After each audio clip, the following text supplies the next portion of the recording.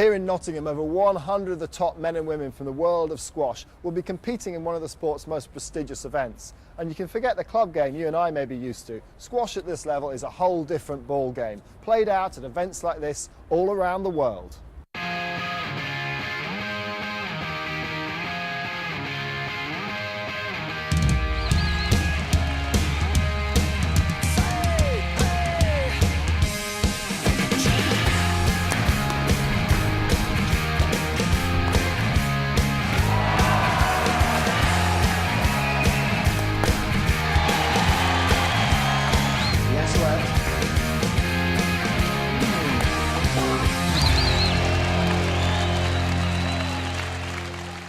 This 32 by 21 foot glass box is where this year's Harris British Open titles will be decided. But it's the honour of putting their names onto one of these trophies that make this event so very special for the sport.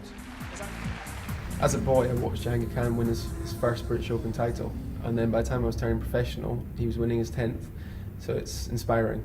It's a title that I'd always wanted to win, and it is the most prestigious event in the world of squash. And that's why you'll see the guys this week trying a little bit harder. Twice British Open champion and 2 times gold medalist in the Commonwealth Games, Peter Nicol. Pete, you've got some bad news. Yeah, I rolled my ankle about 10 days ago, so I wasn't able to participate in the British Open, which is really a shame. As a professional squash player, it's the event that everyone wants to win, and I'd love to have won it again. It's a big shame that you're not actually competing, but at least we've got your expertise on the court here. Now, when a rank amateur like myself plays squash, it's just about who messes up first, who makes a mistake first, but you guys don't seem to make a mistake.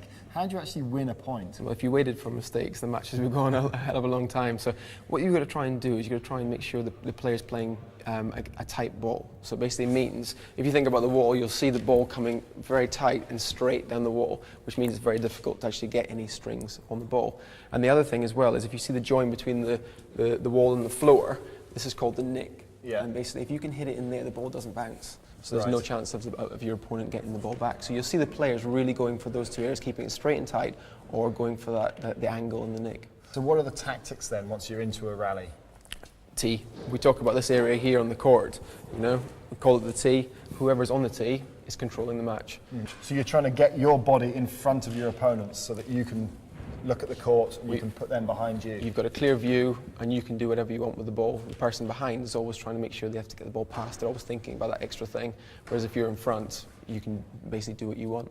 Of course, the physical aspect of the game is, is so important as well. What are the physical stresses?